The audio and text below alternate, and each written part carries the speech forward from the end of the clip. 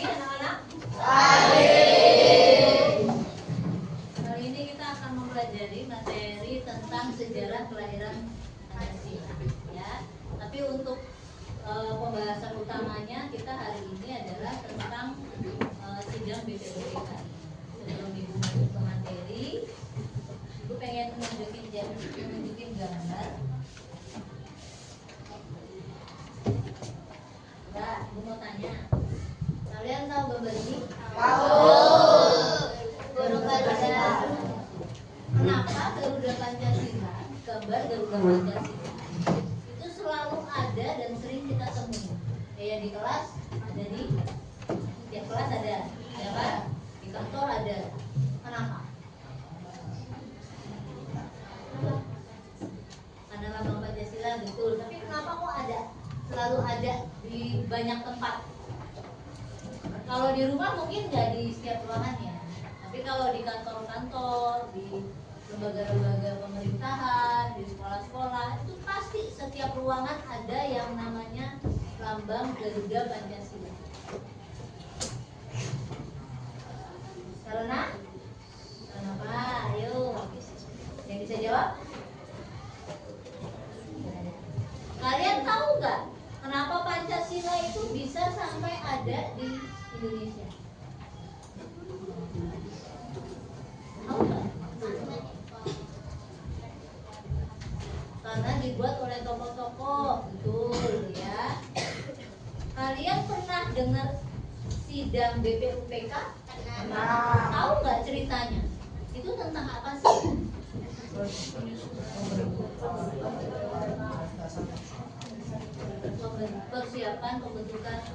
Pembentukan persiapan tentang dasar negara, ya. Berarti ini apa? Dasar.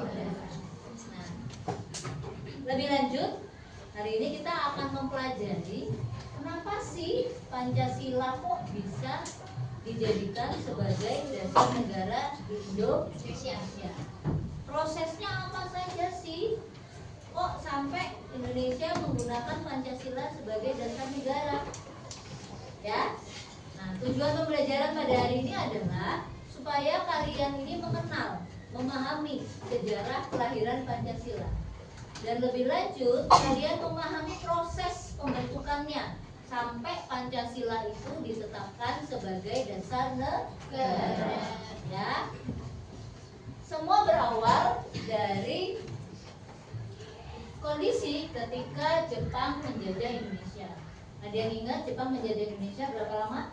350 tahun atau 3,5 tahun? 3,5 tahun. Ya. Pada masa tahun 1940-an itu Jepang mengalami situasi di mana terdesak oleh ya. Karena keterdesakan ini, akhirnya Jepang berusaha untuk mencari simpati bangsa Indonesia melalui tokoh-tokoh nasional pada masa itu. Tujuannya adalah supaya mendapatkan dukungan. Nah, supaya proses lobby-lobby itu berjalan, Jepang menjanjikan bahwa kalau kamu dukung kami, ya, kami akan memberikan kemerdekaan kepada Indonesia. Ya. Awalnya tokoh-tokoh bangsa ini juga nggak serta-merta mengiyakan apa yang ditawarkan oleh Jepang. Pada 1945, situasi Jepang itu semakin terdesak oleh sekutu. Sehingga untuk menunjukkan komitmennya,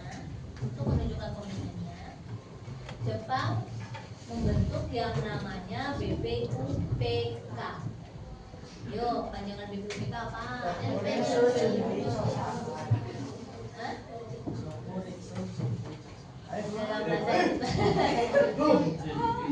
Ayo, BPUPK di bab pertama coba buka. Ayo. Ada yang tahu kepanjangan dari BPUPK?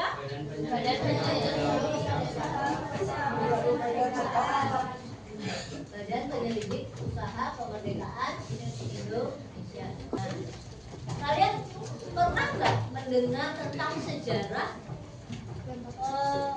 peristiwa atau sidang yang terjadi dalam BPUPK. Nah, coba terangkan. Ada yang bisa menjelaskan? Kenapa Jepang pada akhirnya membentuk BPUPK? Ya. Jadi pada saat itu karena sudah pernah berjanji kepada Indonesia bahwa kalau kamu mendukung kami, maka kami akan memberikan kemerdekaan. Nah, komitmen itu diwujudkan dengan membentuk BPUPK, yaitu Badan Penyelidik Usaha Persiapan Kemerdekaan. Nah, proses tersebut melibatkan banyak tokoh bangsa. Kurang lebih ada 67 tokoh bangsa yang terlibat dalam BPUPK. Nah, BPUPK pada saat itu diketuai oleh Tuan Diman Sejodi Ningrat. Ya, di sidang pertama itu diketuai oleh Tuan Diman Sejodi. Nah, baik, biar kalian lebih semangat belajarnya, memperhatikannya, nggak bingung dengan apa yang saya sampaikan. Nah, Ibu akan memberikan video mengenai sejarah kelahiran Pancasila. Kalian simak video tersebut dan kalian mengambil poin-poin pentingnya yang ada dari video ini. Kenapa? Karena nanti akan kita adakan diskusi kelompok untuk memahami bagaimana sih proses persiapan ini melalui sidang BPUPK. Ya, oke, disiapkan buku tulisnya.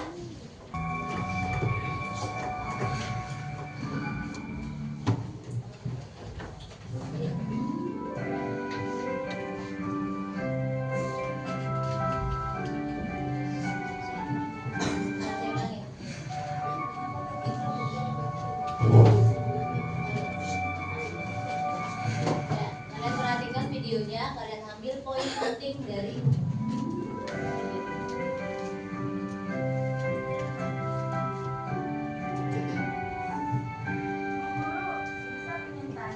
sejarah itu artinya apa ya?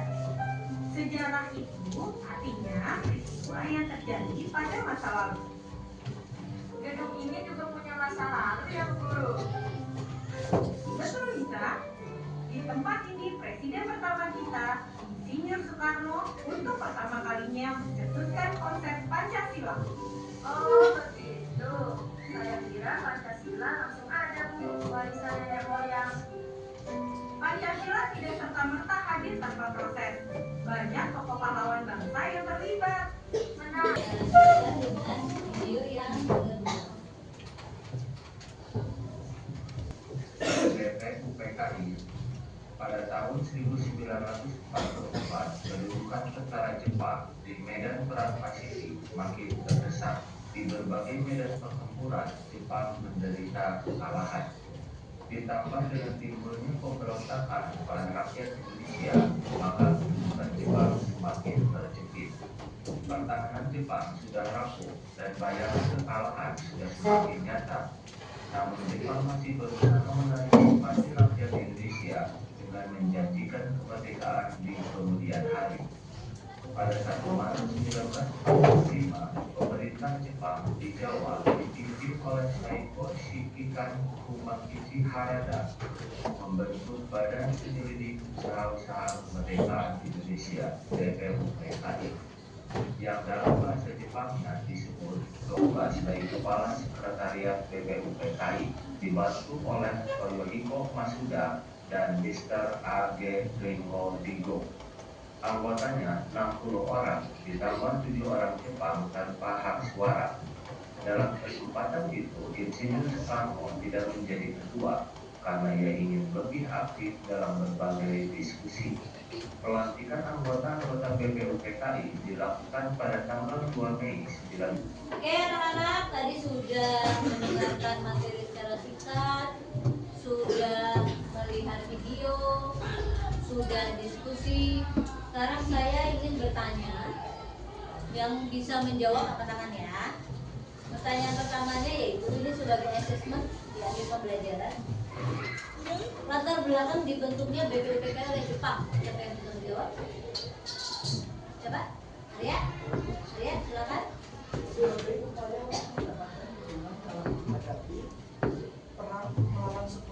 Tepuk tangan buat Arya. Ya, betul bahwa latar belakang dibentuknya BPUPKI karena memang Jepang sedang terdesak melawan sekutu. Sebagai komitmen Jepang untuk menarik simpati yaitu dengan membentuk BPUPKI. Sebagai komitmen Jepang ya dengan membentuk BPUPK. Oke, yang kedua, siapa aja sih tokoh yang mengusulkan rumusan dasar negara? Oke, Gea. Betul, tepuk tangan buat Gea. Muhammad Yamin, Mr. Sumomo, dan Insinyur Soekarno. Pada dasarnya ketiga tokoh ini isi dari usulannya tersebut sebenarnya tidak jauh berbeda, ya, tidak jauh berbeda. Tapi pada akhirnya dibuat kesimpulan dalam sidang tersebut sehingga pada tanggal 1 Juni Insinyur Soekarno menyampaikan pendapatnya dalam sidang pertama. Coba saya mau tahu apa sih pendapat atau pidato Insinyur Soekarno pada 1 Juni 1945? Siapa yang mau menjawab? Oke, Dira.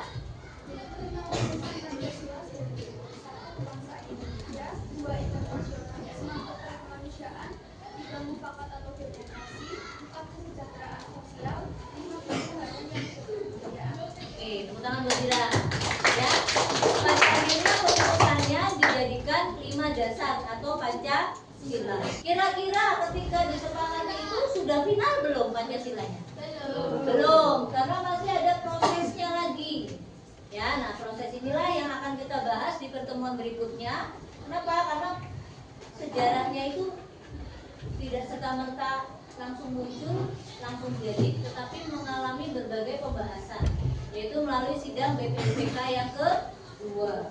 Belum lagi ada panitia 9 yang menghasilkan piagam Jakarta. Sampai pada akhirnya ada proklamasi dan penetapan Pancasila sebagai dasar. Oke, anak-anak, Ibu pengen tanya, kira-kira pembelajaran kali ini membosankan atau menyenangkan atau seru? Serunya kenapa?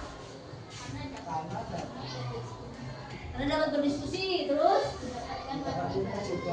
dapat ilmu, materi baru. Oke, perbedaan pembelajarannya kan biasanya ibu metodenya pakai ceramah, ya, ramah, ngomong terus. Nah ini sekarang ibu kombinasikan dengan yang namanya video. Nah, ibu berharap kalian bisa mengambil sisi positifnya dari pemanfaatan media digital. Misal, ya Bu, sekarang belajarnya pakai video, jadi lebih bisa mudah memahami. Seperti itu kira-kira.